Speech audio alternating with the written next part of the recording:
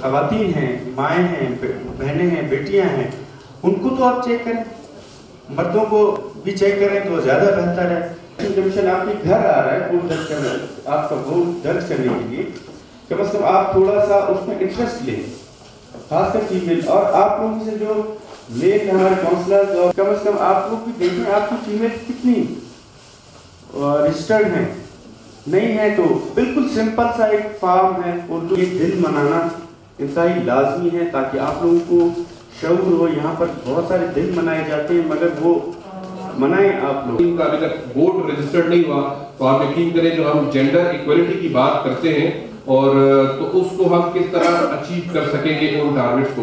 बहुत बहुत शुक्रिया। प्रोग्राम इस सिलसिले को आगे बढ़ाते हैं।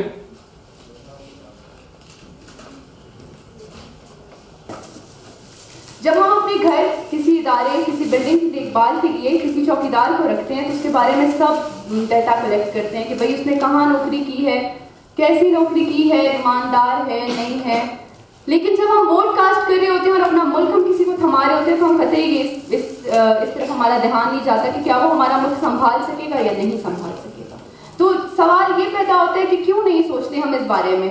हमारी जो लेडीज़ हैं, हम घर में मासी अगर ठीक से झाड़ू ना लगाए तो पूरे मोहल्ले को पता चल जाता है कि भाई ये मासी ठीक काम नहीं करती तो इसको अब नौकरी नहीं देनी है। तो फिर क्यों हम अपने वतन के लिए सिंसियर नहीं है, हम क्यों किसी भी ना किसी का जरूरी ये नहीं होता कि सिर्फ वोट कास्ट करें। वोट कास्ट करना बहुत अच्छी बात है लेकिन आप वोट दे किसे रहे हैं, वो नुमाइंदगी करेगा आपकी, वो क्या ठीक तरीके से आपकी नुमाइंदगी कर सकता है, क्या वो आपके मायार में पूरा उतरेगा, क्या उनके वो स्टैंडर्ड और जो खुद भी इंसाफ पसंद हो और हमें भी इंसाफ दिला सके। इसी तरीके से हमारे माशरी जो मसाइल हैं वो हल होंगे इन सब जब हम वोट देंगे। किसी ने खूब कहा है कि आप किसी भी उम्मीदवार से अपना हक मांग सकते हैं, आप उसे कह सकते हैं कि आपने गलत किया, आप उसे ये भी कह सकते हैं कि हवाले नहीं करते तो मुल्क कैसे कर देते हैं। किसी भी इंसान को वोट देने से पहले इस बात का ख्याल रखा जाए कि आया ये बंदा इस काबिल है या नहीं, क्या वो एक ईमानदार शहरी है, क्या वो तमाम कवानीन की पासदारी करता है, क्या वो खुद टैक्स देता है, क्या वो हमारे मुल्क और कौम की अच्छे से नुमाइंदगी कर सकता है, क्या वो ठीक से अपनी जिम्मेदारी को पूरी कर पाएगा।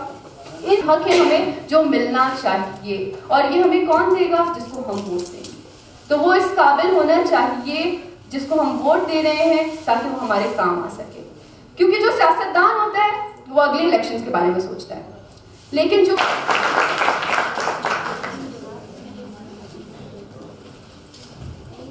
अफराद के हाथों में है अक़वाम की तकदीर। गुजारिश है एक बार भरपूर अंदाज में तालियां बजाकर हमारी इस नज़रिए वोट की अहमियत और वोटर की ताकत। बहुत थोड़ी सी मुलाकात में मैं बहुत ज़्यादा इनके बारे में नहीं जान सका लेकिन कमिटेड और रिजल्ट ओरिएंटेड हैं। जो जिस टास्क पर ये आए हैं मुझे यकीन है कि जैसी इनकी नेचर है हम इंशाल्लाह जल्द ही रिजल्ट्स भी देखेंगे।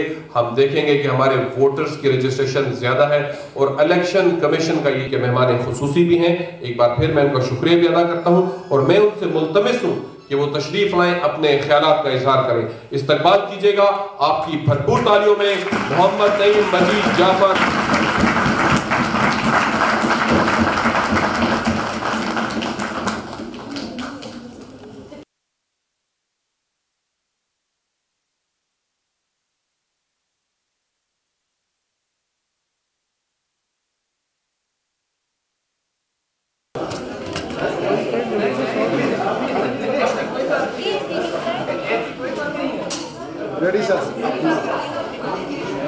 इलेक्शन कमीशन ऑफ पाकिस्तान तो अपनी तरफ से पूरी कोशिश करता है और हमारी मतलब मेन प्रायोरिटी है फीमेल वोटर्स।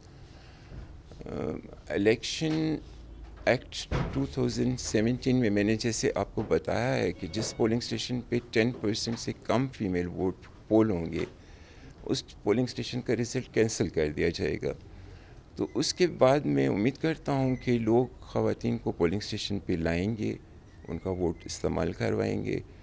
और शनाख्ती कार्ड के लिए इलेक्शन कमीशन ने भी मैंने आपसे अर्ज़ किया कि चीफ़ इलेक्शन कमिश्नर ने एक प्रोग्राम का इफ्तिताह किया है, जल्द ही आपको उसके रिज़ल्ट भी नज़र आने लग जाएंगे। हम नादरा के पीछे हैं कि हमारी जिन ख़वातीन के शनाख्ती कार्ड नहीं बने उन्हें हर हालत में शनाख्ती कार्ड इशू किए जाएँ। اس کے علاوہ فیمیلز کا زیادہ کنسرن ہوتا تھا پولنگ اسٹیشنز تک جانے کا، وہاں پہ فیسلٹیز نہیں ہوتی تھیں. اب الحمدللہ الیکشن کمیشن صوبائی حکومت کے ساتھ مل کے پولنگ اسٹیشنز کو اپ گریڈ کر رہا ہے.